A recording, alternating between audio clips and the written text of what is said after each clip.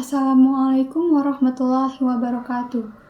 Hello everyone, I'm Mutiara Ajeng Pratiwi with student number 2313042006.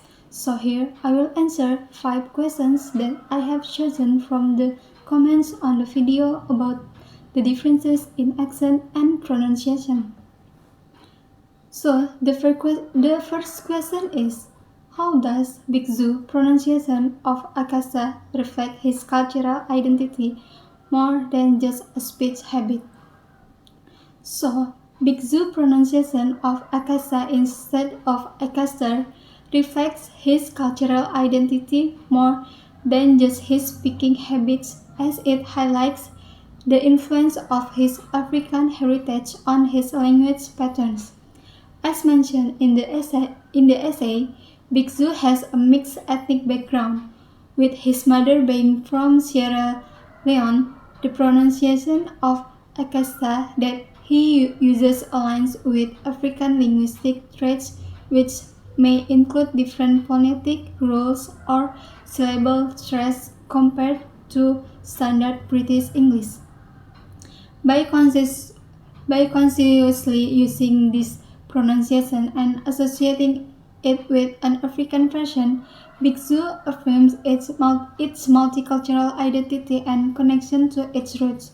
So, it is more than just a habit of speech, but also serves as a marker of his ethnic background and cultural pride, showing how language can embody personal identity.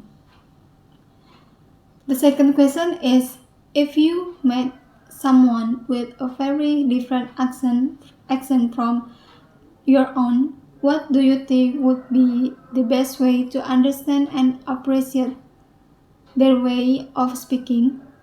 I think the best way to understand and appreciate the way someone with a very different accent speaks is to realize that accent and pronunciation can reflect their background, including ethnicity, culture, and social identity.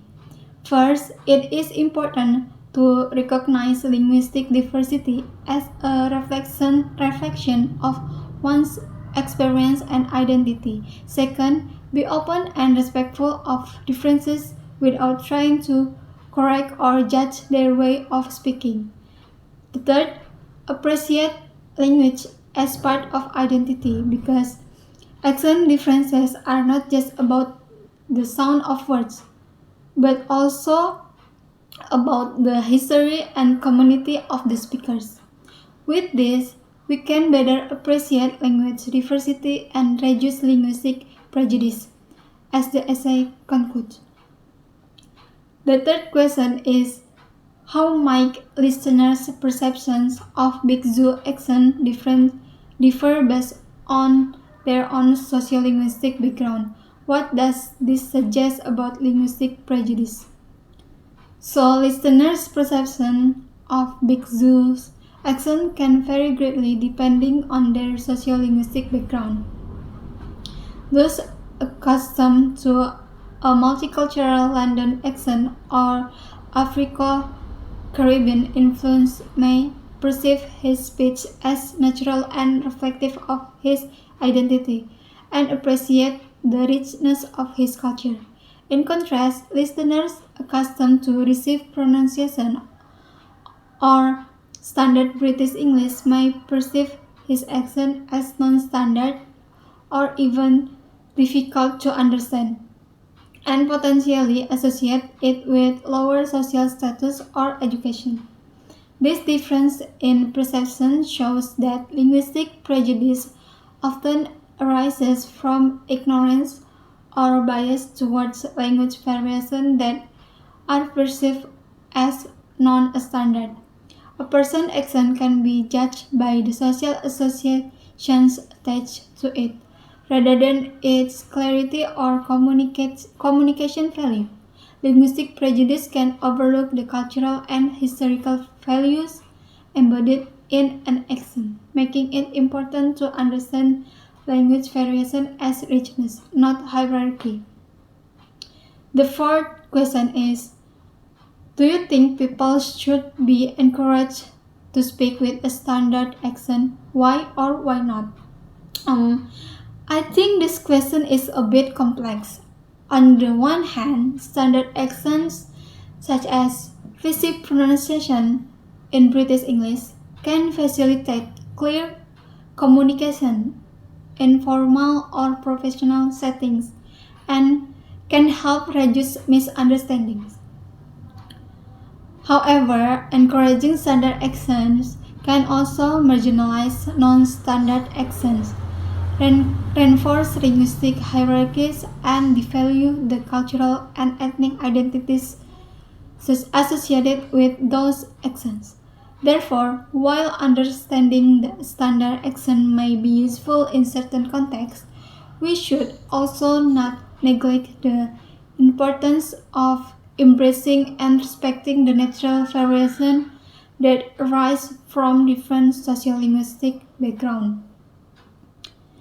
And the last question is, how do differences in accent and pronunciation between Ed Gamble and Big Zoo reflect their ethnic and sociolinguistic background, and what does this reveal about languages as a marker of identity? So, the differences in accent and pronunciation between Ed Gamble and Big Zoo reflect their different ethnic and sociolinguistic backgrounds. Ed Gamble, who comes from a British background, speaks with a standard British accent, in accordance with the linguistic norms of his social and ethnic group. In contrast, Big Zoo accent and pronunciation are influenced by his multicultural heritage, including his African and Lebanese roots, as well as his connection to London's Afro-Caribbean community. His pronunciations variations such as saying Akasta instead of Akaster highlight the dynamic and constantly evolving nature of language in a multicultural environment. These differences show how language functions as a marker of identity, reflecting one's cultural background, community ties, and personal history. These differences also underscore the idea that language is not just a tool to communicate, but also a living expression of who we are and where we come from. So I think that's all from me. Wassalamualaikum warahmatullahi wabarakatuh.